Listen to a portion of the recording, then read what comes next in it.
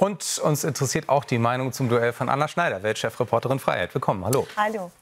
Du warst so frei zu schreiben im aktuellen Kommentar zum TV-Duell. Ein glattes Unentschieden, also hat der Kanzler verloren. Inwiefern hat er das? Also das war so irgendwie vor allem der mediale Tenor heute Morgen, dass sehr viele Leute geschrieben haben, auch bei uns übrigens im Blatt, dass es unentschieden war irgendwie. Und ich kann es insofern nachvollziehen, dass in der ersten Hälfte irgendwie Friedrich Merz stärker war und in der zweiten vielleicht zumindest Olaf Scholz auch Punkte machen konnte.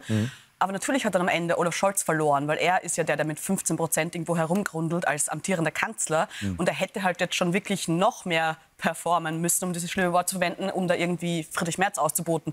Aber er ist ja offensichtlich mit sich selbst ganz zufrieden. Auf die Frage bei Radio 1 heute, wie er sich selbst findet, wie er performt hat, ja, toll offensichtlich. Also Olaf Scholz mag Olaf Scholz. Das würde dann zum Image als Realitätsverweigerer passen. Dieses Bild zeichnet jedenfalls Merz immer wieder. Wie erklärst du dir das, dass es den Kanzler nicht aus der Ruhe bringt? Also das ist ja schon ein arger Vorwurf eigentlich. Genau, und wenn man auch so ein bisschen drüber nachdenkt, wir hatten auch am Wochenende eine Umfrage, die 100.000 aber dass die wichtigsten Themen der Bevölkerung Migration und Wirtschaft sind. Und genau in diesen zwei Punkten, die auch am Anfang abgearbeitet wurden, war Scholz wirklich, und da hat der Friedrich Merz echt einen Punkt, ein bisschen abseits der Realität, vor allem in Sachen Wirtschaft. Und er sagt, ja, ist schlechte Stimmung, aber die Industrialisierung sieht er nicht. Und dann hat ihm Friedrich Merz halt nur mal so vor den Nass geknallt, na, ich weiß nicht, Insolvenzwelle, drittes Jahr in Rezession.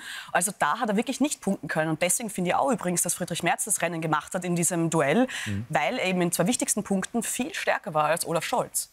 Also bei einer Gruppe hat Merz auf jeden Fall nicht gewonnen. Das ist eine Gruppe, zu der du auch gehörst, nämlich bei den Frauen. Wie kommt es, dass er weiterhin das nicht schafft, irgendwie bei den Frauen beliebter zu werden? Das verstehe ich immer nie. Also ich neige ja dazu, Menschen zu wählen aufgrund dessen, was sie mir politisch anbieten und nicht, ob sie jetzt irgendwie ein knorriger alter Knochen sind oder nicht. Ich finde jetzt übrigens auch Olaf Scholz nicht sympathischer als Friedrich Merz. Und was die Politik angeht, vor allem auch gerade was Frauen betrifft, würde ich auch eher zu Friedrich Merz tendieren. Und zwar in dem Sinne, als wenn man sich anschaut, dass, glaube ich, wie oft Gruppenvergewaltigungen etc. stattfinden in Deutschland und dagegen endlich mal was gemacht werden müsste, was übrigens auch mit illegaler Migration zusammenhängt, würde das ja auch irgendwie Frauen eher helfen, das zu regeln als nicht. Also ich kann es nicht ganz nachvollziehen, aber... Vielleicht gibt es noch einen Tipp, was Merz besser machen könnte, damit er für Frauen attraktiver wird?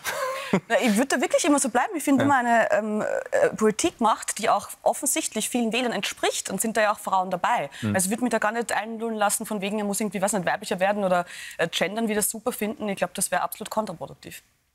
Die Meinung von Anna Schneider. Ich bedanke mich, dass du im Studio warst.